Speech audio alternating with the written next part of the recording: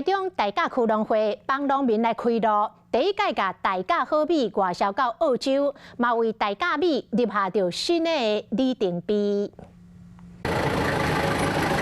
工作人员驶地高下，要甲一包一包大甲米拖去火开。大甲农会最近和贸易商合作，头一摆要甲早当收成的大甲米外销到澳洲市场。目前平均一个月是有将近2柜，就是有48吨的一个出口量。